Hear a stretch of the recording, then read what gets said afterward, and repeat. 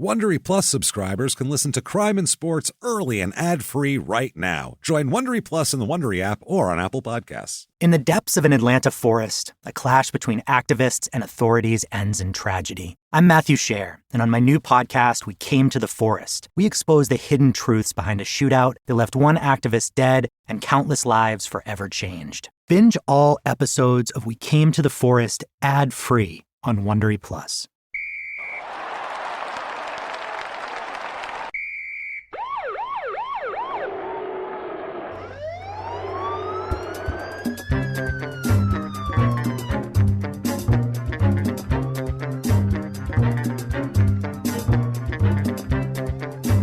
Hello, everybody, and welcome back to Crime and Sports. Oh, boy. We are jacked up today, all pumped up for this. Can't wait. My name's James Pietragallo. I'm here with my co-host. I am Jimmy Whisman. And thank you so much for joining us. Hope you enjoyed last week's episode. I did. I thought it was fun as hell. A psycho as usual. They never stop. They never stop. We really have a knack for finding these. Well, they just have a knack for fucking up constantly. They find us. They find us, Jimmy. We're just here. We're like those mediums. They're like, we're not looking for the spirits. They just find us, They just man. come to us. They find us, and the guy who has found us this week is so much fun. Oh, Jesus, this guy's amazing. Before we get into this, just want to remind you guys, please rate and review on iTunes. Please do. Please do. It helps us out so much. Really is a huge help in the ratings and everything else. It's just a big deal in the rankings. So please get on there, do that for us. Takes like 30 seconds. We will love you forever. So Absolutely. Thank you guys so and much. And to the newest one, thanks. Yes, the new and to just everybody also too. We've had a lot of new listeners in the last few weeks, and we thank you guys a ton. And we're going to keep coming around. We're going to keep bringing you fresh scum every week, fresh idiots. And we'll fresh take Patrick Swayze's to our Whoopi Goldbergs. Yes, we will take. Keep coming back to talk to us. No prisoners. No prisoners. Let's do this. So, okay, this week, this guy, he's Steve Durbano. Okay, he's an NHL player. We're getting into this. Is our first hockey player. We've had really soccer, is. we've had bodybuilding, we've had crazy. wrestling and football and baseball. This is our first hockey player. Honestly, hockey players don't do a lot. It's weird. They leave. They're able to kick people's asses on the ice. Yeah. So they just leave their psychotic tendencies there, most of them. I feel like they just retreat to their cabin somewhere in the Canadian woods and grow their mustache and drink beer, drink some Molson's. Like, that's how I figure these hockey players live. It's too fucking cold to go out. Apparently so. This gentleman this week is known as one of just the craziest son of a... Probably this is the alpha crazy son of a bitch in the NHL in the history of hockey, pretty much. I'm on board. Now, I am not an enormous... I don't know everything about hockey. I know a decent amount about hockey. I'm not as much as football or baseball or basketball, but I'm not like, this isn't soccer. Right. I'm not sitting here going, I don't know what the fuck happened. I know positions and I know shit. So hockey fans, if we're not 1,000% perfect on some of the hockey stuff, we apologize. I, on the other hand, my extent of it is a movie starring Emilio Estevez. I know a lot about this Disney film in which one team in your league is named after. That's what I know. That is That's sad, what but I that know. actually is a but this guy was actually some of his and teammates' exploits were actually fodder for another hockey movie called Slapshot, which is a huge... I know you've never seen it, but it's a complete classic. Paul Newman's in it. It's the classic hockey comedy movie. It's got the guys with the glasses with the tape on them and all that, which is actually based on or is actually played by one of Steve Durbano's teammates. Awesome. Here later on, so we'll get into that. But the crazy. I'm going to watch that movie this week. You should. It's a fun movie. But let's get into this. Harry Stephen Durbano. He's born in Toronto. Harry Stephen Durbano Goes by Steve Durbano. He's born in Toronto, Ontario. He chose the middle name. He chose the middle name. He's like, Harry. I'm not going with that. Jesus Christ. I'm not going to go after a description of a dick. I may be a psychopath, but I'm going to go with Steve. Sounds less crazy. He's born on December 12th, 1951.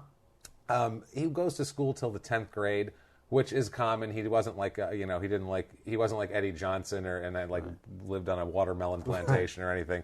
He in hockey, this is very common. These kids get signed when they're 16 years old, and they go play professional hockey. I mean, that's what they're trying to do. So He does that. He's a big kid, 6'1", 210, which Jesus. in the late 60s, early 70s is a big-ass hockey player.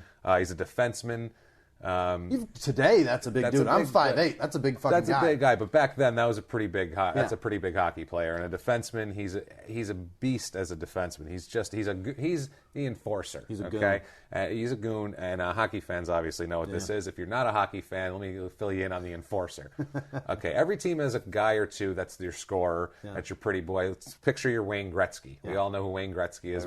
Picture blonde hair flowing as he jukes people with and he shoots it in effortlessly. Well, teams tend to get angry at that and take cheap shots at guys like that, and they'll try to take his head off. Now, a guy like Steve Durbano, or in Gretzky's case, Marty McSorley in the 80s, would then come into the game, find the guy who did that, and immediately beat the living shit out of him. That was it. I like him already. No anything. They go up to him, drop the gloves, and fight. And just go. And the other guy knew that that's why he was there, because he took a cheap shot at Gretzky, and that's how it works. You know what I mean? Hit That's Sidney hockey. Crosby. Exactly. There's always, and Mario Lemieux had McSorley too. They brought him over there. I mean, it was so Durbano was this guy to the extent of, he wasn't just doing it to get back at you for taking a cheap shot. Right. He just felt like fighting everybody on the face of the earth, basically. And he did fight everyone on the face of the earth, on and off the ice, for years to come. And we're going to get into this. Starts out in 67, 68. I take it that's when he's, drops out, and he plays for York Steel. This is like minor league. All right. But like, it's still hot shit in Canada, like junior hockey, basically. Plays for the Toronto Marlboros, which is kind of a good junior league team here, from 68 through 71. All right. Shit starts right away with him. What the hell is a Marlboro? I don't know. They call them the Marlies. Oh, that's what everybody, like, the guys on the team always called them for. Also, too, at this point, he's working part-time at the Maple Leaf Gardens, where Toronto professional NHL teams, Maple Leaf. He's sweeping and shit like that, so he can still stay in the hockey mode. Immediately in the 60s, he gets in trouble for assaulting a police officer. He gets arrested. The story isn't clear because it was in the late 60s in Canada. So I don't know. There's not a lot of press coverage, but a teammate recalls him getting arrested for assaulting a police officer in 1969. A Royal Mounted police. Royal Canadian Mounted Police officer, probably, more than likely. He punched a horse. He punched him. He punched the horse. So that's, I mean, right away, this guy's like 18 years old. He's like, I need to punch a cop out the gate. right now. Find a guy with a badge. He's not even in the pros. Yeah. And he's like, who's good? Yeah, let me punch. I'm going to knock you off your horse, pal. You think you're doing? He is drafted in the NHL 13th overall in the first round by the New York Rangers in 1971. Yeah. 21 years old. Already things are going well for him, right? You figure that. New York Rangers, is that what you said? Yeah, New York Rangers. Never actually plays for the Rangers. Okay. He is traded to St. Louis for future considerations. The Blues? That's the St. Louis Blues. All right. There you go. I know a little bit. Yeah, trades him to there. Yeah, Jimmy's got you now. Trades him to St. Louis. Future considerations. I get a couple of guys later on who I didn't know who the hell they were, so it doesn't matter. Let's see here. He played minor league 71, 72. He's playing there. Plays for St. Louis, gets moved to Pittsburgh. Yep. He plays till 1979. He is a transient son of a bitch. Wow. He is. We'll kind of get into the timeline here. I'll just run through his career. Just whoever quick. needed muscle at the time picked him up. Yeah, he plays for St. Louis. He gets traded to Pittsburgh for some muscle. There's a really good story about him getting traded to Pittsburgh. This is 1974. And he's on the team for like 6 days. And Pittsburgh was considered they were considered soft at the time. That's why they got him. Was that when they had Lemieux? No. He This played is in the like 70s. The 80s. He played in the 80s, 90s, 90s mostly. Hodgkins having son of a bitch. Yeah. But so they're whatever here. Where they just get him 6 days. They have him. They're trying to toughen up. St. Louis, his old team, comes into town. And they're saying before the ice and warm-up, before the game and warm-ups, they're skating around. He's going around all his old teammates. Hey, buddy, how's it going? Hey, how the kids doing? How's your wife? Good to see you, pal. Catching up. Said the second the game started, he is just taking cheap shots at people. Got in a fight immediately with one of his old teammates who's like his good friend, beat the shit out of him. Give Mary my regards. What the fuck? Insanity. How are the kids? I'll take a tooth. So that's the type of guy he was. 74, 75, plays one game and has a severe wrist injury, avoiding a check on the boards. And this wrist injury is going to come up later also, so keep that wrist injury in mind. Then he goes to the WHA, which is the World Hockey Association, which was an upstart league call it the hockey, USFL of hockey. Yeah. Then they started running in the early 70s and ran till the end here. Gotcha. Till he was done, basically, in 79. And then that league down.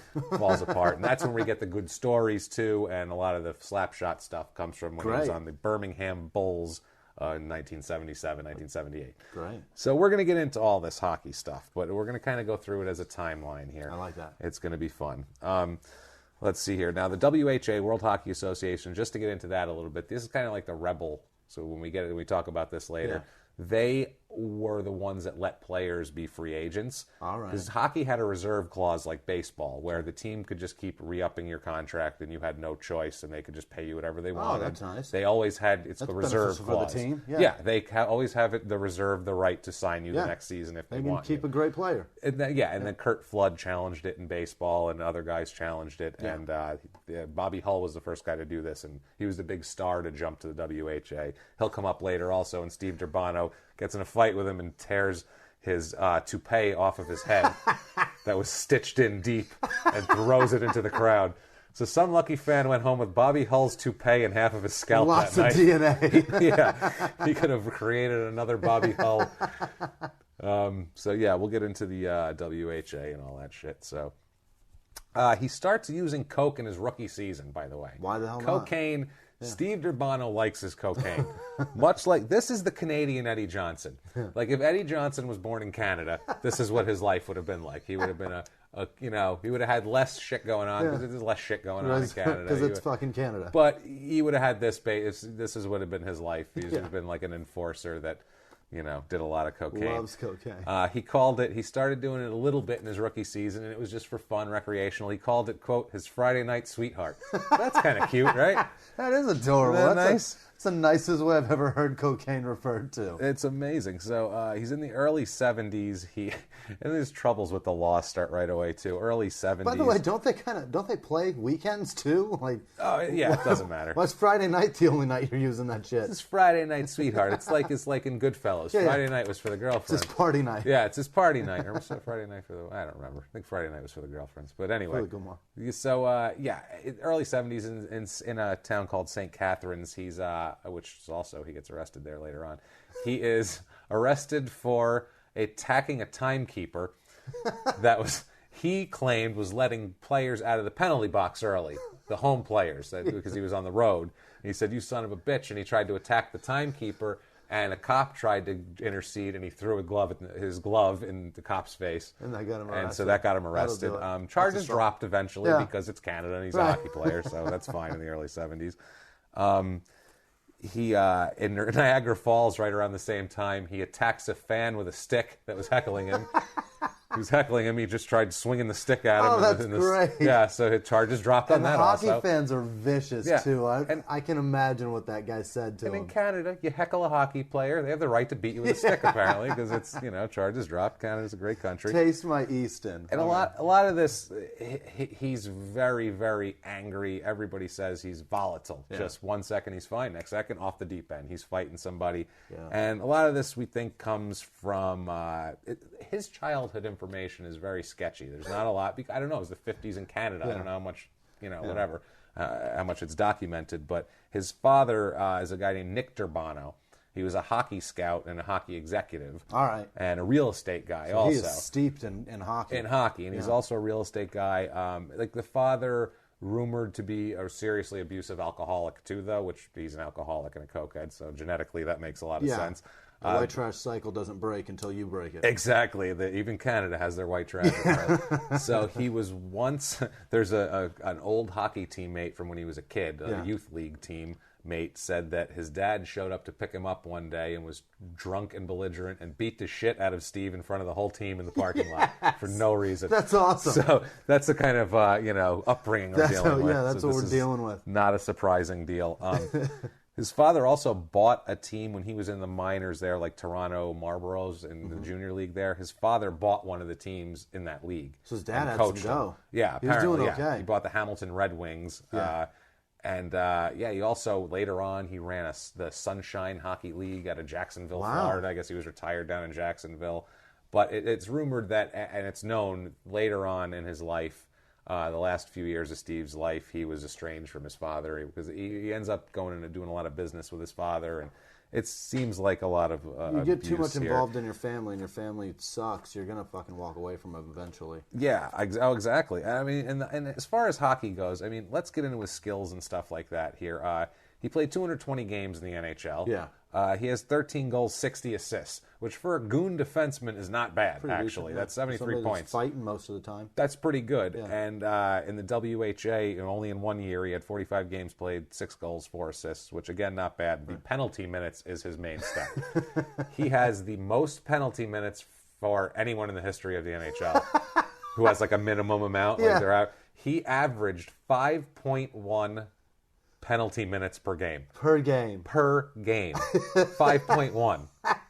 And a game it's 3 periods of 15 minutes. 20 minutes. He's not playing the whole goddamn game. No. They have lines. He might be in there 18 minutes or so. He's spending a third of that shit on the bench. Sitting on a bench behind glass. But he came in, beat the shit out of someone. That was his job. Take your team down one man and sit for 5 minutes. Oh, in 75-76, he led the NHL with 370 penalty minutes. And wow. He led the WHA in the one year he played there with 284 penalty minutes. Had 1,127 total NHL penalty minutes, 284 in the WHA. 1,100 and what? 1,127. Holy, that's so many hours. But he had almost a quarter of that in 1 year in the WHA in only 45 games. So the WHA was Wild West. That is so many hours. When we get to the Birmingham Bulls here. It's going to be fun. Spent watching hockey oh, God. and your team being down a man. Being pissed off. And he himself would kind of downgrade his hockey talent. There's a quote from him here. He says, if I went on talent alone, I never would have made the NHL, is what he says. Yeah. But other people disagree with him. Yeah. Based on his scoring and stuff and his size, a guy... Frank Bonello was a coach with the Toronto Marlboros, and he said he was a young player with tremendous potential, but every once in a while he'd get frustrated and go off the deep end, was the way he put it. He said, quote, you would see him do these things on the ice, and you'd meet him after the game, and you'd never know it was the same person. He was a psychopath on the ice. Coke-fueled rage on the fucking ice. Just a maniac. And so, and there a lot of people had these, positive quotes of him. Like Birmingham Bulls, it's the WHA team he played for. The goalie there, John Garrett, and we'll get some more quotes from him later. He said he was big, mean, he could shoot the puck and make a play, but he'd just snap and he'd be out of control. He could play any system you wanted for a while, but then it was see you later, he was off on his own. So, like, he'd be fine. Hey, everybody's doing good. And then, fucking snap on it. And just take a skate off and try to stab somebody. That's Happy pretty Gilmore much it. This is like this. This is basically Happy Gilmore is what we're dealing with here. That's great. Except with some talent. And Coke. Lots of Coke. 73, he chases down a referee, Ron Wicks, chases him into the timekeeper's area, pushes him, and again spikes his glove into his face, too. This is a move he has, apparently. This is his finishing move. You son of a bitch, bang. What are you going to do about this? It's either going to start a fight or get me arrested. So, One of the two. He gets suspended for this. That's a big deal in the league, apparently. You can't assault referees. Awesome. Players assault all you want. No assaulting referees. I know he was suspended the first 3 games of the 76-77 season for shooting a puck at a referee while in an exhibition game in Japan. The game doesn't even matter, bro. You're in Japan. These people don't even know what fucking hockey is. It's the 70s. They're like, who are these bearded Canadian men? They're blown away that you're moving on ice. They're like, oh, look at that. And then you're the son of a bitch shooting a puck at a nutcase. And those pucks are hard as fuck, and you're firing at a guy with no pad. Like, what are you doing, Dick? Expecting it. Jesus Christ. Jesus. Yeah. That's awesome. He had some funny medical things. Not funny for him, but in 72-73 misses part of the season with mono. Like, shit like that. He's super odd. Like, later on, too, he misses a part. He's 78. He missed training camp in the start of the season because he had hepatitis. Jesus like, he's got all sorts of the weirdest diseases. He's got diseases and fights. In what season did he contract the rickets? Oh, my God. And we haven't even gotten into his hardcore crime yet, too. He's just... This is what I mean. This guy... Normally, we do the sports, and then we do the crime. Right. And this guy's sports kind of is his crime, and then he does more crime afterwards. It's a crime to hockey that he plays. His post-career life is just a cherry on top to his guy. It's like he's just fighting and doing all this shit. Catching hepatitis. And Unbelievable. What was the other? Mono, the kissing disease. Yeah. He caught that He got shit. that. I don't know if he probably kissed a lot of people because he is a loon. That's hysterical. Did he ever get listeria? He liked the ladies, too. Yeah. He liked to party. He Yeah. liked the drugs. And I don't know what year this is, but this was a teammate. This is a rumor that Durbano, one of the teams he played for, just went into the team office and demanded $400 from whoever was sitting there. I'd like $400, please. And they're like, I can't give you $400. And he says, well, I'm going to break both your fucking legs if you don't give me $400. Shocker. He walked out with $400 from the team's offices. Like, what a psycho. That's great. Who does that? I need him on my team. That guy's fantastic. He so reminds me of these old wrestlers when I was doing the Jimmy Snuka I research. bet he'd get me booked more. Oh, we need him as a manager. Whisman needs a weekend. Yeah, I can't give him a weekend. I'll break in. your fucking legs. You don't give him a weekend. Okay, weekend, and we got We travel got you too. a weekend. We'll take care of travel too. Don't worry about it. We got you first We class. got you covered. Shit. First class in comedy means a bus ride with the luggage under the bus. That's first class for an opener. First class, the host is going to drive you around. Yeah, the host gets to drive you, or like a waiter. Yeah. Oh my God, this is great. 77 in Detroit. Now, this reporter is going to come back later on because this reporter that he didn't like writes some hilarious shit about him later on, writes a very scathing article, and then writes an obituary for him when he eventually passes away. And that obituary is the best obituary in the history of mankind. Stick around for this obituary, guys, because this fucking last line of this obituary is like, holy shit. That's a doozy. This is a top-notch thing here. At this point, though, in 77, he was in Detroit in a road game, and this reporter was pre-game. The reporter nobody was in the stands. Reporter was out there. It's a female reporter, too, mind you. All right. Durbano became visibly upset that he kept missing the net in a 3-on-2 drill. So when he was done, he skated over by the reporter who was sitting alone and threw his stick at her like a spear. How dare you ruin my day? Yeah, pissed off at her for it. And then he later on, also when he was in prison, called her to threaten her life from prison. Also, what the fuck? So these two what don't did get this along woman at all. do? Nothing. Just wrote shit sat about there. him. Yeah. Wow. Yeah, did not like her at all. In this particular incident with the spearing of the stick, PR person apologized because she's a member of the press for Christ's sake. She doesn't want him to write that up. So he doesn't want her to write it up. So PR came over, apologized, and eventually Durbano was cut shortly after that from the team also. Wow. So that's another thing. And he's going to leave a lot of places because of his own issues and his own problems. Dumb behavior. And his own dumb shit, insanity behavior. He's crazy. And it's just... Javelining the press. Yeah, it's crazy. And it's nuts. Okay, here we go. And another thing, too, he just flies off the handle. And his teammates, a lot of times, they love him, a lot of these guys. You read the articles, like, Steve's a great guy, and I love him to death. Crazy as a son of a bitch. Just has those episodes. But, I guess in hockey, too, in the 70s, there were some crazy people involved. And you're like, that guy's crazy. We ain't dead. He gets my back out on the ice, I guess, was the deal. But once left the bench with 59 seconds left in a game because he was upset at his playing time, just took off, and they had to have a vote of the teammates to see if they were going to allow him back on the team or not. Wow. Or if he was going to be He's cut. the original Allen Iverson. He's the original, a lot Wasn't of it shit. Iverson that did that? A lot of guys did that. Yeah. I remember Pippen wouldn't go in the game because they called the play I think for Kobe did Kukoc. it too once. Everybody's done. Yeah, everybody's done it. The Dennehy, who got killed last week by Carlton Dotson. We didn't get killed last week. He got killed in 2003. But we covered last week. He did the same thing in New Mexico, and they kicked him off the team for it. Apparently leaving the bench early because you're pissed off with your own playing time. As fuck. Not okay to do with a team environment, apparently. I never thought to do that when I played sports. Like, I'm just going to leave. Neither. So I'm glad I didn't because apparently it's the not. The game's not over, but it's clearly over for me. I'm leaving. What the fuck? Basically, he's trying to... Here's a quote. We're doing their own words. Let's start in their own words here. A quote from Steve Durbano, just kind of talking about his role in hockey and, whatever. Okay. In their own words, here we go. Quote, "We can all see that the game has changed, but I think all hockey fans like to see a good fight now and then. Nobody likes to see the stick swinging, but everybody likes it when two big guys drop their gloves and go at it." He's not wrong. He's not wrong. He's not wrong at all. He's not wrong. He is stick swinging also. Yeah. At referees and members of the media also. A little bit of blow, a javelin at a couple of reporters, but he's saying all the right things. He is saying all the right things.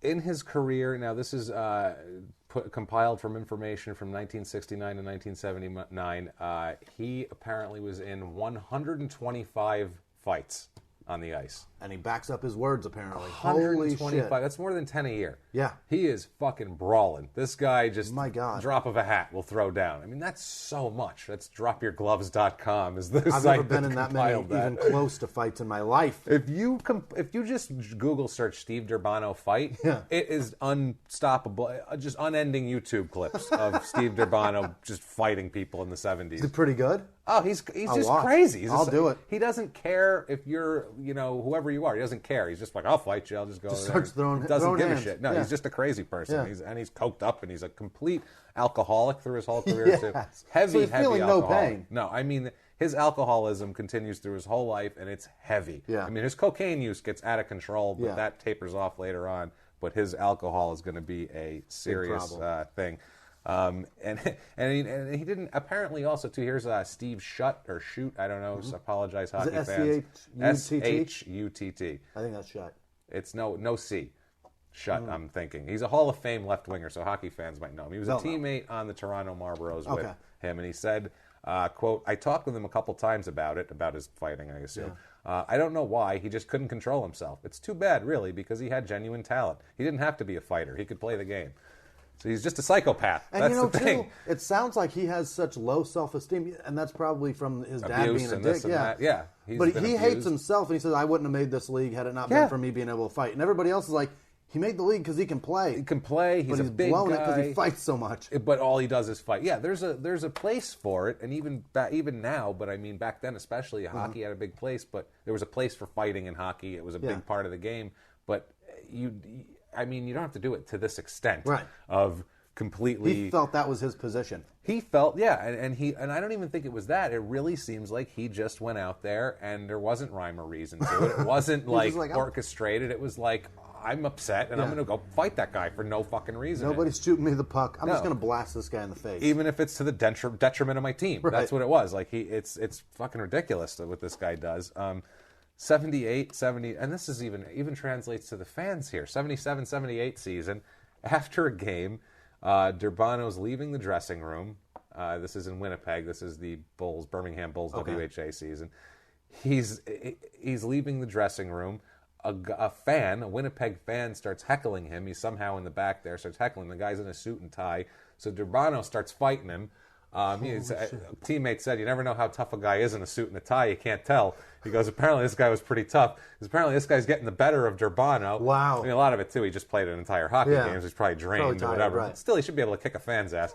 I don't know how big this guy was. He could have been a lumberjack. He's in fucking Winnipeg. Who knows who the hell this guy was. So he starts kicking his ass. The brawny man likes hockey. So the coach walks out, sees this, runs in the locker room, and he's like, hey, they're kicking the shit out of Durbano out here. Somebody got here. So everyone's in the shower, so 6 naked men run out and start beating the shit out of this fan who's on top of him. That's better than the hockey game. Oh, and the fans are yelling at them, going, hey, your dicks are small. And they're like, that's how he's like, hey, it's cold. What do you expect? And they're literally 6 naked hockey players are beating the shit out of a brawny man. And there is Molson and maple syrup flying everywhere. It's a fucking disaster. It was catered by Tim Hortons. It's just a mess.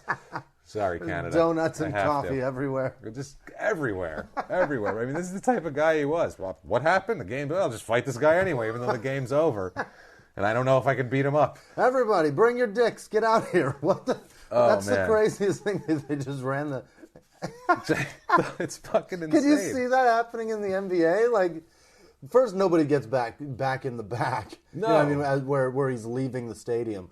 But had there been like a Kobe and a fan fighting, and Shaq and Pau Gasol running out with their dicks flopping out all over the place. Kobe will handle it. Okay, guys, these guys are like, oh shit, help Steve, and they all run out there like, we're all gonna help. It's amazing. What's this all about? What's this all about? Yeah, they're kicking. Hey, first bad Canadian accent of the night. Yay! Woohoo! We are gonna just absolutely offend anybody with accents because they're gonna come out because that's life. You know what I mean? Many apologies, Canada. It's so sad. I mean, he developed such a bad reputation for himself. It's like, as a professional, you can't get any worse of a reputation if you're Steve Durbano. Right. And unfortunately, there's other people named Steve Durbano. Like Steve Durbano, the senior manager at Federal Development Ops Network and Security for Defense and Space at Force Point LLC. That sounds professional as fuck. It does, and he speaks Spanish, according to his LinkedIn profile. So this Steve Durbano, people are going to think he's a crazy, cokehead, lunatic thug. Meanwhile, he's developing things. The poor real estate appraiser, Steve Durbano from Fresno, California. I don't feel bad for him. He's a real estate appraiser. He just wants to tell you what your house is worth, and you're like, please don't hit me. Please don't hit me, and I don't have any cocaine. I'm sorry.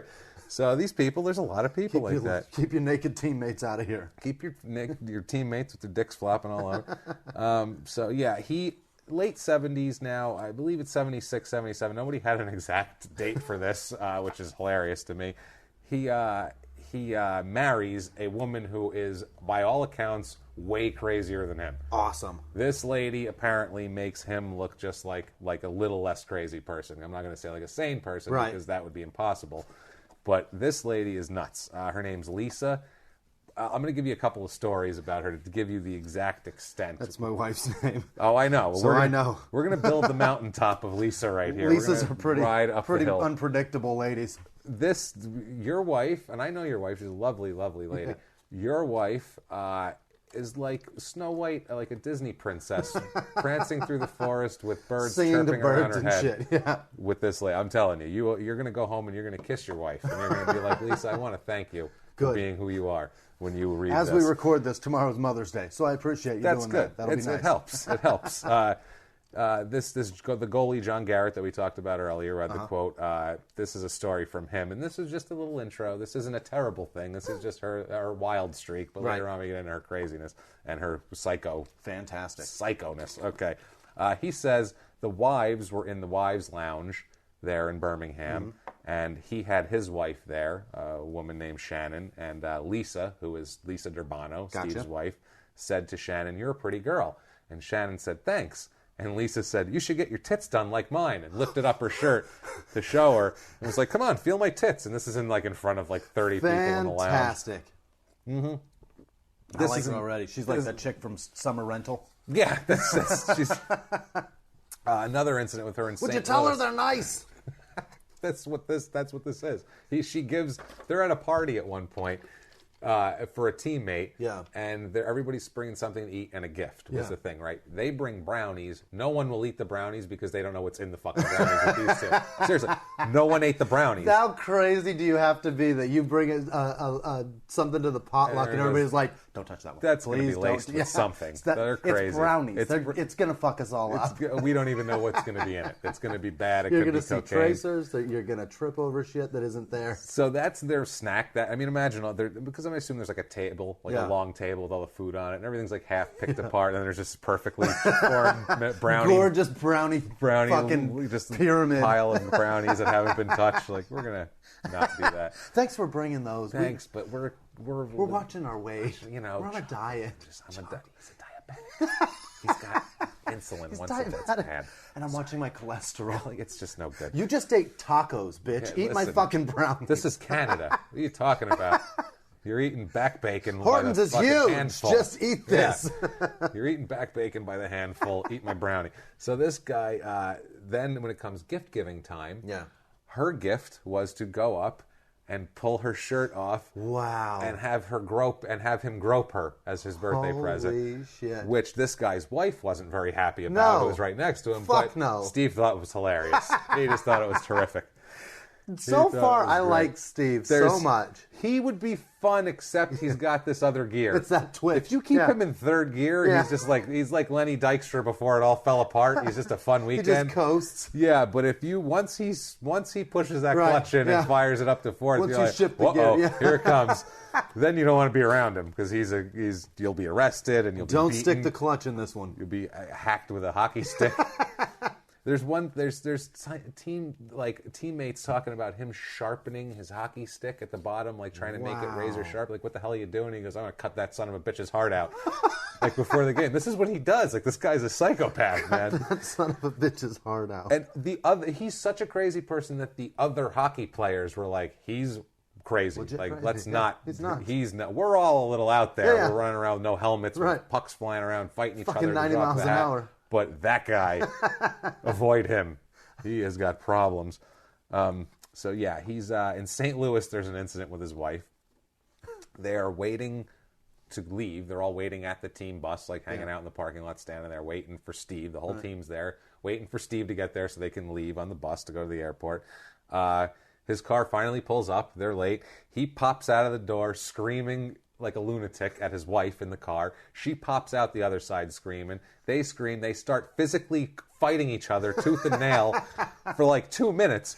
And the whole team is standing there, but they don't want to get involved because he's a fucking maniac and she's even crazier. And he's punching his wife, and she's punching fighting back. And if they get in the middle, guess what's going to happen? They're both going to beat the shit out of whoever intervened and then get back to each other. So they're like, let's just wait. She's clearly vicious. And there's no phone to look down at. This is the 70s. You can't like look down at your phone and check like Twitter. Yeah. You can't do that. You have to look at your watch. I mean, hope you have a newspaper on you can pick up and like, what do you do?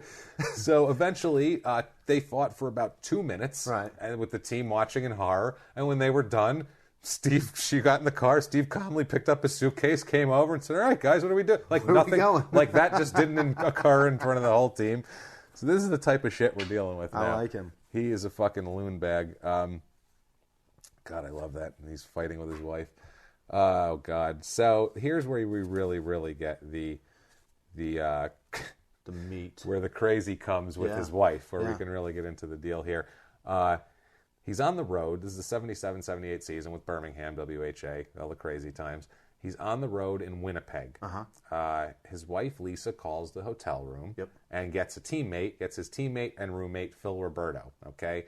Calls him, says, where's Steve? Yeah. He's like, he's out right now. She said, okay, do me a favor. Have him call me as soon as he gets in. He says, no problem, Sure. Right? He, of course, doesn't come in till the next morning because God knows what the fuck he was doing out there. Wherever the fuck he was. This crazy person. He's fighting people and snorting cocaine off of his hockey stick. He's a lunatic. He's all cutting out hearts of people. Cutting out hearts. And so they said, okay. She said, okay, good. He gets in the morning and the roommate says, hey, call your wife. You know, she calls the wife. The wife tells him that she's already killed his dog. Holy shit. And is in the process of burning the furniture. That's the kind of woman we're dealing with. That's awesome. Hey, honey, how are you? Oh, I'm doing great. You know Snuggles? Dead as a doornail. Dead as a doornail. But the good news is I'm going to cremate him on the fucking couch. On the couch, because I'm going to on your fucking lazy boy, because I haven't heard from you in 18 hours. Amazing. And the goalie, the guy who this all came from, the goalie guy said, man, he really loved that dog. I don't know why that made me laugh. And then it's terrible that the dog died for this laugh, but it's just horrible. I feel worse for the dog than I do for any of these victims. It feels like it was like a very calm conversation, too, where it was like, hello? Hey, babe. I'm just checking in. Dog's dead. Dog is completely dead. No heartbeat. Working on the living room furniture right now. Bedroom's gone. Burnt up in flames. Backyard just destroyed. Also burned a tree back there. Gonna have to get something. I just wanted you to call me so that I could ask you, would you like me to bottle up the ashes? Would you like that? Would you like that? Or do you want me just to spread them in the backyard? Do you give a shit at this point? Unreal. It's fucking great. Unreal. And I guess apparently this got out in the lore of hockey, and the next game, the opposing team, whenever they would skate by their bench, anybody who would do it would bark at their bench. Cocksuckers. So that's hockey for you. Oh my God, barking that's at this vile. which, I love it. He's just sitting in there going, you motherfuckers. Thank God I sharpened my stick. I loved that dog. I loved that dog. He's out there trying to cut people's throats. Yeah. I sharpened my Easton, motherfucker. Growl at me again. Bark, I dare you. That's awesome. Oh, man. So, yeah, he plays, he goes through back and forth. Like I said, Pittsburgh, goes to Kansas City. Yeah. Kansas City moves to Colorado. Nice. He goes with them. And in the minor league team or with the Avalanche? This was the Rockies. The Avalanche was actually, we'll get into later, with the WHA when it folded in. Okay. He plays for St. Louis in his last year. Only plays a few games and he's cut. Gotcha. In 78, 79. The cocaine is the main problem, apparently. It comes out later. Even he says it. Cocaine, general insanity. He's just a liability at this point. And he's bad pub, too. He's bad PR. Sounds like it. And people are not... Canada, okay, guys, listen to this. Anybody who's listening in Canada, this is what we all think of you in America. We're going to tell you right now, we're going to level with you. We think that you're all very nice and you don't want trouble. Right. You'll fight if it comes down to it. I don't mean that. You're not pussies. No. But you're not looking for trouble. No. You're not looking for... Very passive. You're not looking to get involved in shit. And you got a guy like this who's just, I mean, you have nice Canadian fans, mild-mannered people sitting at home and reading about this guy doing insane shit. And they're like, oh, I like it on the ice, but, I don't know about, he's tearing up a Tim Hortons. That's going to be a problem. Canadian people to me sound like you see something terrible in public and you just you judge them internally. Yeah. And you get home and then you sit around the dinner table and your kids go to bed and then you and your wife make fun of that person. We're just like, how terrible. That's what Canadians How awful do, was that? Whereas Americans, we'll walk by and be like, you're being a cunt right now and just keep walking. Yeah, You're a real asshole and just keep walking. I feel like the Canadians might actually address it the next day with the person in a helpful, constructive manner. Maybe you that wouldn't have I'd like happened. to talk to you. Yeah, I think I can help you, and we'd make you a bit where we'd be like, fuck that. Exactly. Unless it was this guy's wife, where she would have lit him on fire and all their belongings and their dog. Yeah, I would say so. So he goes. This point too, the WHA folds. Okay, and just to let the hockey people here.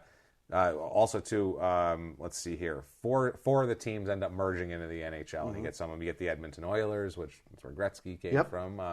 You get the New England, which then turned into the Hartford Whalers, who I think they're Carolina now, right? Aren't they the Hurricanes? They moved from Hartford, maybe? I'd have to check. I don't know about that. That might be an expansion team, but see, I don't know my hockey knowledge that well. Quebec Nordiques, who then became the Colorado Avalanche later on, and they had the coolest fucking jerseys, the Nordiques. Too. Really? Oh, I love them. I'll have to look at it. Blue. Oh, they were just sweet looking. And Winnipeg Jets also then became the Coyotes. Right. So there you go. They fold after 79. Are they Phoenix or they're Phoenix? Huh? They're I don't Phoenix even Coyotes, know anymore. No one cares about the Phoenix Coyotes in Phoenix or otherwise.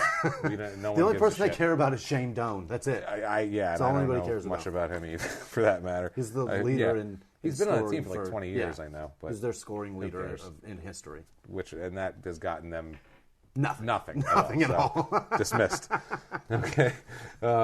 Let's see. Here's in their own words from Steve Durbano at the end of his career. He said, quote, "But you never expect that your career will end so suddenly. I used to figure I'd play until I was 34 or 35, but I only lasted half that long. The game had changed and they didn't need me anymore." It's kind of sad, but it's also not really true because most of it was cocaine. Right. They still had thugs throughout Marty McSorley, like I mentioned before, lived through the 80s and 90s. It's a very woe is me quote. That's a very please feel sorry for me. Yeah, they didn't need me anymore. Right. That's almost like just not addressing the fact that you got problems. You got a lot of drugs. You just wrote it all off. Yeah, you have drug problems, and your wife kills your dog, and you guys fight in front of teammates. And generally, I would assume when his name would be brought up in a front office, maybe we should bring him in. They'd go, "Ooh, did you hear about the dog? You hear about the dog? You know anything about that? This guy's a psychopath." How about that boxing match between him and his wife out front of the fucking bus? Didn't he attack a timekeeper a few times? Isn't there like a stabbing? Yeah, but hepatitis last year? We can't spread that around the team. Jesus Christ, no. No. We can't. You don't want that guy. We can't test for listeria. Jesus, no, we don't have it.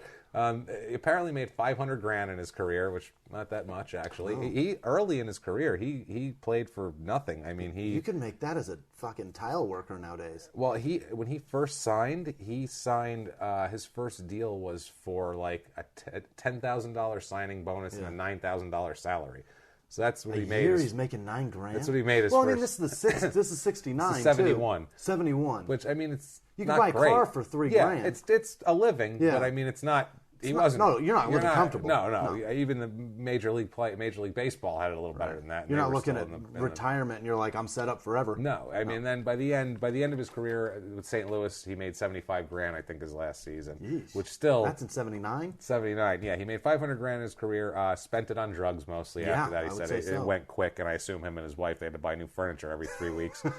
He made $75,000 his last year. He made $500,000 over the entire thing. So he made almost a fifth of his total income in his very last year. Because the salaries were getting really bigger. Depressing. If he made it another like 8 years, he would have even gotten more because that's hockey. That's depressing. By 1980, he's retired. He said, "This is self-reported here." He says he has a $1,000 a day cocaine habit at this point. Whoa! He was injecting and smoking it too. So he's freebasing, he's doing everything. I mean, he's fucking shooting. You rarely hear of anybody overdosing on coke. You know what I mean? I mean, you can. Happens a lot, but it's never. It's always heroin. That's the one well, that heroin, ends up killing people. They don't, you know what I mean? Yeah. The coke, though, so $1,000. That's a shitload of coke. A shitload of coke, as he puts it himself. Quote, we'll do in their own words. Yeah. Quote, right around the clock, I was doing a gram or two every hour for 24 hours. Wow. That's a shitload lot. of coke. Yeah. That's a lot of coke, man. Absolutely. Like, I don't even know how you would have your wits about you on that much coke. That's like a shitload of coke. Eddie Johnson's like, I got to move to Canada, because I want to hang out. I thought it was in Miami. Apparently, it's all in Canada. Yeah, and I mean, and he at this point also starts to say how he's doing interviews later on for what he gets busted for here. He's doing interviews, and he is saying, like, look, people do drugs in sports, basically, because at this point in 1980 they were still trying to brush this under the rug, as far as, you had the Pittsburgh scandal, Pirates, Steelers, that whole thing. I mean, drugs in sports were starting to be a big deal, and this was so they were trying with hockey. They were trying to be like, oh, it's just him, he's just a crazy person. And he's like, oh, no. So I'm the tip of the iceberg. I'm the tip of the iceberg, and he explains that iceberg right here, and a little in their own words here. Quote, look, I never got high by myself. I always got high with other people. There were 5 or 6 on some teams, 1 or 2 on other teams. But if I get high with one of my teammates and there's only 20 guys on a team, that's 10% right off the bat. Yeah, no doubt. So that's what he says. He's still got his wits about him to do math. That's pretty important. That's good. I mean, it is. I mean, if you think about it, it's 5, 6 out of 20 young guys that were kind of out and about in the late 70s. That's a fourth, man. They're doing some coke. Yeah, there's a lot of coke going on. There's a lot of fucking coke going on. Sure. I mean, and at this point, he starts... by the way, we have to tell you his nicknames also, which are great in hockey. His nicknames are his first one was Demolition Derby, like D-U-R-B, Derby. And then they just called him Mental Case. That was his Mental Case Durbano. So, I mean, that just tells you right there what you're dealing with. I feel like that's like Mental Case Durbano. Yeah, that's like the first couple name too. Yeah, like they're just their couple. Him and his wife together are Mental Case. Mental and Case. Right. They have like little suitcases that say MC on them. At this point, he's a bartender too. He's like tending bar. He invents a drink also. Called Never on a Sunday is the name of the drink, and it sounds absolutely horrific. It was the runner-up in the Toronto bartender competition in like '81 though. Tequila, Kahlua, Grand Marnier, milk, and cola. Holy shit. I don't know what the distributions are of those particular items, but Tequila I don't want those things together. Like, and milk? That's a suicide Putting milk in the fucking mix here? here? That's a suicide attempt. That's looking to shit your pants before you finish it. That is called the pants shitter, I believe. That's what I would call it. That is called the intestine liquefier. Or Never on a Sunday, as he calls it. That's called Never Wear Underwear on a Sunday. Never wear pants on Sunday because it's just going to be covered in brown. Here's another in their own words, quote, those guys just don't want to say anything that might make the business look bad. Yeah. I'm not looking at the business. I'm looking at the guys and saying, I lost my career because of coke. You could lose yours too. They're watching you. So, I mean... Now he finally blames it on the right thing. That's when he's in prison for this incident. They were about to get into. Wake-up call. Wake-up call, excuse me. On February 7th, 1981, this is a Saturday, he is arrested at Toronto International Airport, getting off of an Air Canada flight from Miami to Toronto. But before it was in Miami, it was in Peru and Bolivia. Yes. And in Peru and Bolivia... What got on that plane? Let's see here. Well, after a joint investigation by the Royal Canadian Mounted Police and Canada Customs in cooperation with a regional police force here, the Royal Canadian Mounted Police spokesman Brian Bavis said customs officers seized 474 grams of cocaine. Wow. 474 worth. That'll keep him about busy for $500,000. 474 hours. Yeah, that's it. Maybe 236. We don't know. It's a week's worth of coke for him. So he is charged with illegally importing narcotics. And the funniest part of this is how he was trying to do it. Oh, no. Where take a guess, Jimmy. How do you think he was trying to get the coke into the country? Was it in his ass? It was on his person. Where do you think he had? Okay, on his person. It was... Did he eat it?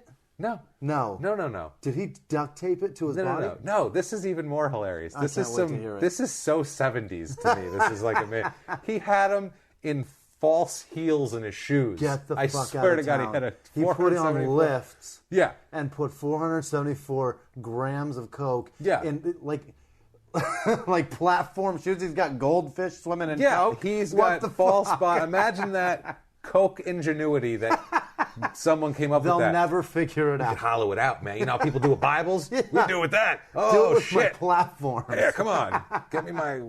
I'll put my bell-bottom shoes Yeah. or my bell-bottom pants on and drape them over the shoes. They'll never see it. Never. How did they catch find it? Did they, like- investigation. They All knew right. this was happening. Like he didn't stub his toe and it left a white mark? No, and this was going on for a while also, because there's other people involved. This is not just him. All right. He is the tip of the iceberg, but he won't rap. Gotcha. This guy's a stand-up Yeah. cat in this way. He just wants his coke. Let's get another quote from him here. We got a few on this love it. particular He's incident. gold. This quote, he says, I guess I really got into it when hockey ended. I used it a little when I was playing, but really when you're playing hockey, you don't have the time. Cocaine was a good, easy excuse. Yeah. All of a sudden, halfway through training camp in 1979, it was over. It was easy to fall into. I was definitely using all the time. Now, that's what we have here. But he also has some things. So, I mean, he's arrested. He's taken in. He gets out. And there's 2 years before this and the sentencing and the trial and all this. So in these 2 years, he's working construction. Coke field construction worker. That's beautiful. That's a guy that can work all day. Yeah, and then he said, quote, did a lot of drinking, which he does always. You know, no need to even mention that you've done a lot of drinking. You're a Because we know. construction worker now. That's what you do, Are you sir. awake? Yeah. You're drinking. Yes, we get it. Yeah. He separates from his wife, Lisa, which is probably the best thing Best for him thing at this ever. point. She's not going around showing her tits to He everyone. probably Look at just it. adopted a really nice dog. He's like, I got to get rid of that bitch. Yes, but he also hooks up with another girl and knocks her up, too. So, I mean, you got that going on. So, come This on, guy. Steve. Get it together, pal. Works at a Toronto restaurant for 16 months, and his drink is the runner-up in the Toronto bartending competition in September of '82. Never on a Sunday. I assume he beat the shit out of the guy who got first place. I assume he just pummeled Tried him to unmercifully. stab him with a sharpened swizzle stick. Beat him with a Grand Marnier bottle until he fucking gave him his trophy. Oh my God. He said too, also the wrist injury was a big deal. He said he never got compensated for that season, so he was very upset and bitter always, and he was bitter with his agent also. He had an agent that he was very angry at, and he says that he was in the middle of putting together a lawsuit against the NHL when he got busted for coke. Probably should have concentrated more on the lawsuit, less on importing large amounts of cocaine from South Stay American out of Peru countries. and Bolivia, you fuck. He said, he used all of his money for legal fees at his coke bust, so he couldn't sue the league now. He said he was suing for the wrist injury. They basically said there was a disagreement with him. They said you needed to file permanent disability within 30 days. And he said, I can't because I was having surgeries 4 months later, so I couldn't file after that because I didn't know what it was going to be like. I can't write. It was My a wrist is fucked bad up. wrist injury, too. I guess his bone got smushed into his hand, and it was really bad. Like, it changed his whole career. He wasn't the same guy after that, actually skill-wise. But, yeah, he was under the impression... basically that it was guaranteed money that he was going to get it, and he never did. And the league basically said, "So sue us, go fuck yourself." Because NHL was different back then; it was a much smaller thing, and they didn't care about the publicity of this. Like he's a cokehead, fuck him.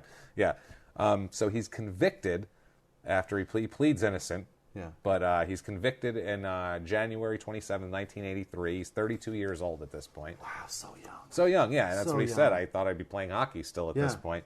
Instead, he's, what is it, Midnight Express? Was that He's what that doing was? Midnight Express cocaine movements into Canada, of all places.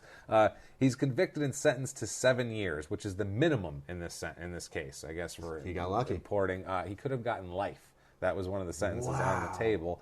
And apparently for that sentence, they made a deal where he would waive his right to appeal if he got a minimal Just do sentence. the 7 and get out. Do the 7, and he doesn't even do the 7. And that's the thing. He does. But the cocaine, too, this is the other thing. The cocaine, they say it's worth $500,000. Yeah. He said he was getting $15,000 for it because he was getting it for somebody. Wholesale or some shit? He was getting oh, it for he was going to be somebody. the He guy was a that mule. brought... Yeah, he's the mule. Basically. Right. He said he paid $6,500 in Bolivia for that much coke, which Right. a good deal. Right. Paid $6,500 in Bolivia. It was 99% pure, tested out by the labs there, by the police labs. 99% pure. So he was bringing in... It's great shit. the straight shit, and he wouldn't rat. He says, quote, this is a great in their own words right here, Jimmy. This is top notch. Quote, there were other people involved, but I'm not going to be a rat. I don't want to worry about somebody jumping me from behind or a bunch of guys coming at me from the front. I'd rather do my 7 years and walk out than come down here with somebody else and be carried out. I dig him. So he's a gangster. He's a soldier. He's a gangster. Yeah. But he said, I don't want to worry about somebody jumping me from the back or a group of guys coming from the front because one isn't going to try it, basically is what he's saying. Yeah. I'm not worried about one guy coming at me from the front because I'll fight. I just don't want to fight a bunch of guys I don't anymore. care. I'm 33 Timekeepers, referees, I don't give a shit. I'll be 39 when I get out of here. Yeah, 5'6" from the back, it's a different story. He spends 28 months in prison of the 7-year sentence. So he does half. 2.5 years. Yeah, not even half. Jesus. Not even half. That's in prison. Then he goes into a halfway house for a little while, a Toronto halfway house, still blaming his agent, Alan Eagleson, for not being compensated. It's Fucking still Alan. for the injury. Fucking Alan Eagleson. He sounds like a shiesty, shitty fucking agent, too. Sounds like he's got a Alan great Eagleson. house and everybody hates him. Like a shithead. Yeah. Not like Lee Steinberg sounds like a guy you can trust, as an agent. Like that guy, Alan Eagleson, sounds like just a Their neighbors scumbag. have a barbecue and they're like, Alan showed up. The fucking Eagleson's knocked on the door. Like he's being investigated for some kind of real estate fraud on the side. Like that's what he sounds like, just a shithead. He's... Everybody, shh. There's no party going on. The Eaglesons are at the door. I gotta get rid of them. Yes, exactly. And then later on, he kind of changes his tune. He does some articles. People talk to him, and he said that he didn't want to talk about cocaine use in the NHL anymore, which that's all he wanted to talk about for That's all years. he wanted to sing about, yeah. And later on, late 80s, he gets out of prison. He does his 23 months, and he said, no one wants to hear about that from a cokehead jailbird. Yeah. So I think he's just depressed. It sounds like he just has no, whatever. He gets out of jail. He starts working for his father, overseeing one of his golf courses in a golf club he had. He's a goddamn groundskeeper? In Welland, Ontario. I don't know what he's just an overseer. Doesn't sound like a big town. No, Welland, Ontario. He's arrested for shoplifting at this point. Oh my God, it's so far down the hole. Late 80s. He's arrested for shoplifting 5 shirts from a men's clothing store. When he's arrested, he has $12 in his pocket. Oh my God. And claims that he's on welfare. Where's rock bottom? Where is it? It's gotta be he's there. Knocking on a call. Hello? Hello? It's Steve. Yeah. I have a 3:30 appointment to hit rock bottom. Yeah. And he does eventually hit rock bottom. I brought 5 shirts. We're not there yet. Is 5 shirts enough? Do I need more for that? How long will is there laundry services in rock bottom? Is there rent? I got $12. I got 12. How expensive could rock bottom be? Rock bottom? Come on. It's got to be. So Jesus. He's arrested for shoplifting, and then after that was like a high-profile thing because he was trying to make it was like people were writing fluff pieces on him. Rooting for the guy. Trying to get back, and people were sad for him, and he's arrested. 5 shirts? 5 shirts, and he's got $12. $12. He couldn't even buy a shirt. Yeah. He couldn't even be like, I was going to buy 1 shirt, but... Then I was like, I like all 4 of these, too. He couldn't buy an item and then steal a couple. Right. He had to just steal it all. Like, I don't have anything. I don't have anything. I came shopping. I have nothing to give you. Do you have a cufflink? Maybe. Not a silver one, Can I take the buttons off these? Is that really possible? like the buttons. Yeah, like the one in the pocket in the little plastic baggie that I could use that for cocaine. Wait, no. Stop. Don't use the button baggie for cocaine. Keep the baggie. What am I doing? So at this point, too, he starts helping his father plan an executive golf course. And at this point, shit starts going down. Feels like Dad started to feel real sorry too. Yeah, he's about to hit rock bottom. 93, he's told by a doctor that his liver is in such bad shape he's going to die if he doesn't stop drinking immediately. And that news alone makes you want to go have a fucking drink. And he doesn't stop drinking at all. He just keeps drinking more heavily. Mid-90s, the Hockey News did a piece on him. Hockey News magazine or something, and he was selling vacuum cleaners door to door. Oh, Jesus. This was after the liver thing and the shoplifting. Oh, my God.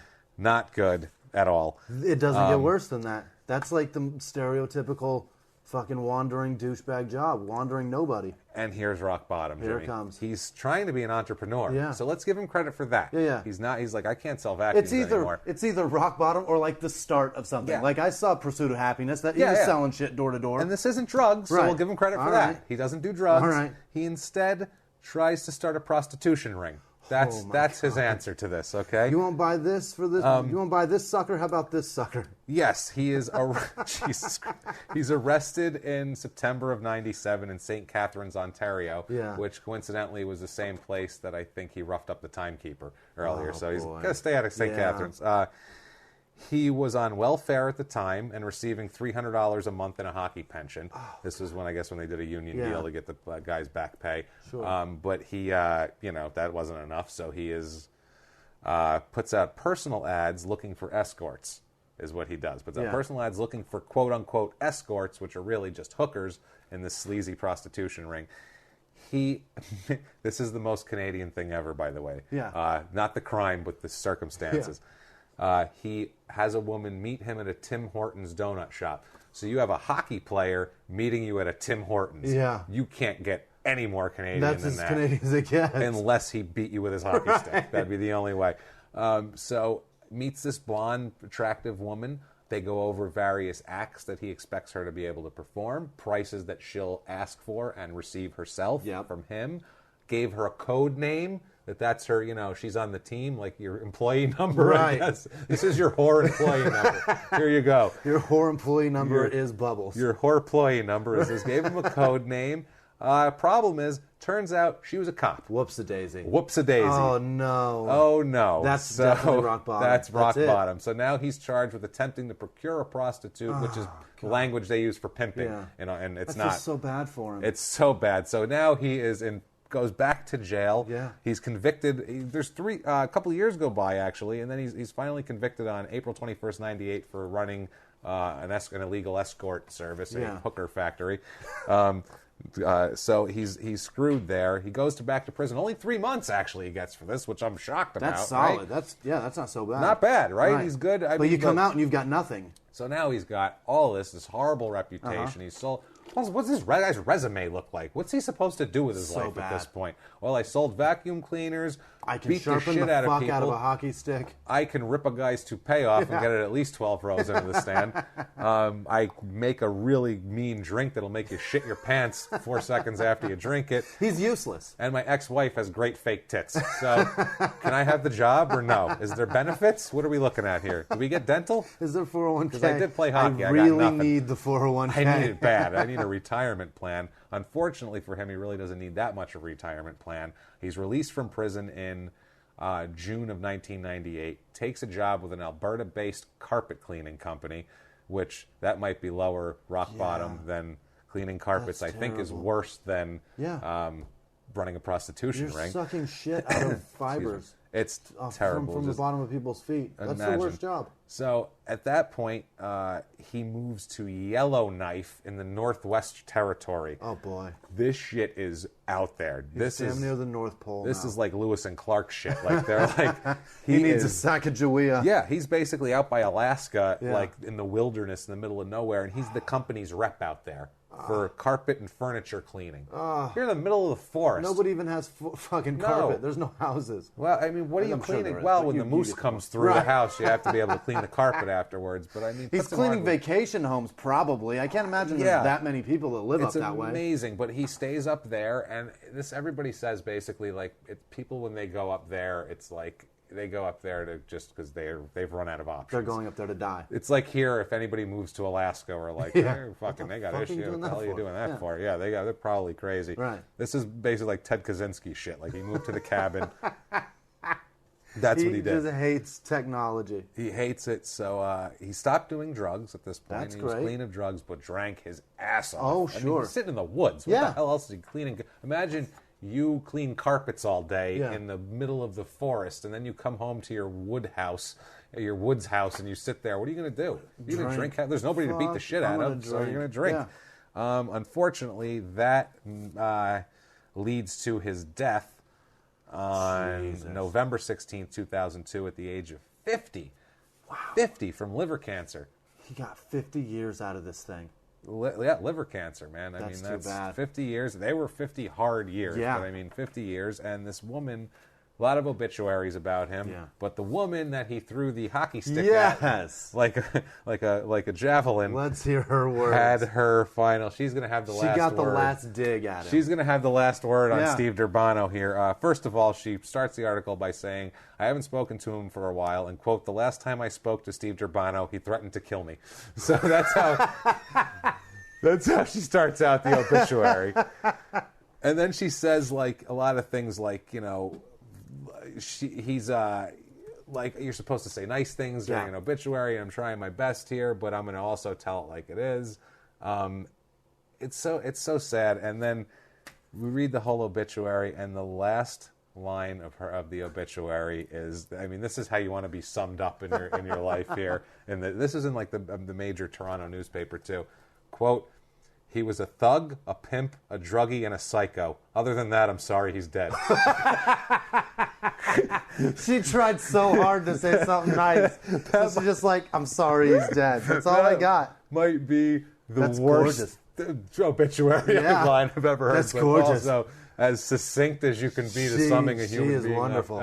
ever, and it's amazing. But yeah, Durbano, guys, I just have to tell you guys, look up Steve Durbano fighting. Yeah. Just look up fighting, YouTube, Steve Durbano, endless. And it's just, it Endless. sounds like the fights is just him projecting his struggle with life. He just has to struggle with somebody. You can tell, like Eddie Johnson, you can tell a lot by the way a guy plays on the court, how he lives off the court. That's the same exact thing. He's the same just thing. struggling to get through it. And through this, guys, the information that we don't have because they didn't keep records of it, because honestly, in Canada in the 70s, if you're a hockey player, they'd let some shit slide. Yeah. I mean, here they would let baseball and football players slide in the 70s all the time.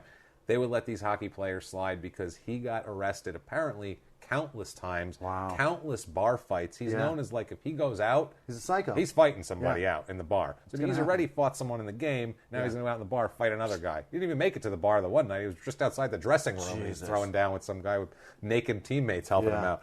So it's a complete mess. This poor son of a bitch. Honestly, I kind of feel bad for. He's kind of just an unsettled soul, this guy, and never quite found his niche. And, I mean, I guess he did have a prostitution ring that might have hurt some people, but he never really hurt anybody who wasn't... Yeah, that's a victimless crime. You know what I mean?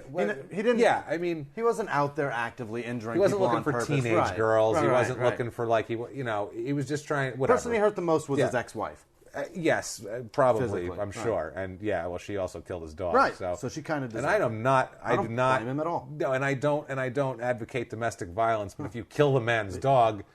That's worth a smack, I think. Maybe. Start expecting That's okay a punch. At that point. Yeah, you're gonna catch one. I think at that point you're squaring off. At that point, like, you killed my fucking dog. Like, I think we're gonna. I don't know if you guys can hear that, but there's an alarm. There's some heavy alarms going off outside the Crime and Sports studio. That normally it's very quiet, and I don't know how we can hear that, but I hope you guys can't hear it. But if you can. Apologies. Crime and Sports Studio is not in the greatest neighborhood. No. So, but hey, that's what we can afford. What are you going to do? You know why? Because we're a grassroots organization, it's fucking Jimmy. free. It's free. We're not journalists. We don't have a big network. We say this all the time. We have you guys listening to us. You guys have been so cool, and we can tell you guys have helped spread us around a lot, and keep it up. Please, thank you guys so much. Everybody that's followed us on Twitter, at Crime and Sports, thank you guys. Facebook, facebook.com/Crime and Sports. You can email us at crimeinsports@gmail.com. Please do that. Jimmy, give him your Twitter. At Whisman Sucks, WHISMAN Sucks. That's for Twitter and Instagram. And I am at Jimmy P. is funny there. We keep it up. We were going to do a guy named Mike Danton this week, but he's a hockey player also. But this story is way too twisted. This is so fun. You got to give me like a month or two on Mike Danton because it's deep and twisted. And I was like, whoa, I need some time. This one was just fun anyway. This one was so much fun. It ends terribly. It's tragic. Yeah. It's a guy blowing opportunity, after tragedy, opportunity. mental illness, alcoholism, drug abuse, crime. It's got it all. This was a good Crime and Sports thing. No murder. None. What are you going to do? That's okay. But there was a death. There's a death, and there was a canine murder, and then his the death. dog was murdered, and the wife, I'm sure someone killed her and put her in a ditch at some point in her sad life, because she seems like a disaster. What a bitch. Dog-killing bitch. I hope somebody hacked her tits off. Ha! So I'm surprised it wasn't Steve Durbano. I'm taking him back. He takes him the yellow knife and sits in a cabin with him and drinks himself to death. I'm going to sell him for coke. With his wife's tits in a jar. I'm going to sell him for Labatt. Jesus Christ. His sharpened stick and his wife's tits in a jar. That's his mantle. He's like, all right, I'm good. Now I can drink myself to death. Thank you guys so much. Please join us next week. Come on back. See us again. Please, like I said, rate and review on iTunes. Spread us like a virus, please. Give them, tell all your friends. Tell anybody you can. Live from the Crime and Sports Studios. We love you so much. Thanks, guys. Keep the Crime and Sports movement going, and we will see you next week. Thank you. Bye. If you like crime and sports, you can listen early and ad-free now by joining Wondery Plus in the Wondery app or on Apple Podcasts. Prime members can listen early and ad-free on Amazon Music. Before you go, tell us about yourself by filling out a short survey at Wondery.com/survey. In the 1980s, a rosé swept the country. Hey, Mike, I really like this White Zinfandel. Well, good. Now put it down. I'm going to try another one. White Zin became America's top-selling wine. But most don't know that this sweet drink has a sour history. What began in 1986 with counterfeit bottles, a big fraud, a multi-million-dollar fraud, sent investigators chasing one of the most powerful families in the business, the Licciardis. But the closer the feds got to them, the more dangerous things became. It's a story of deceit. At the time, I was paranoid. Threats. You touch my kids, I will kill you. And murder. With a .22 caliber bullet to the head. What started with a scheme to mislabel wine spilled into a blood-soaked battle for succession. Welcome to Bloodvines. You can binge listen to Bloodvines exclusively and ad-free on Wondery Plus. Join Wondery Plus in the Wondery app, Apple Podcasts, or Spotify.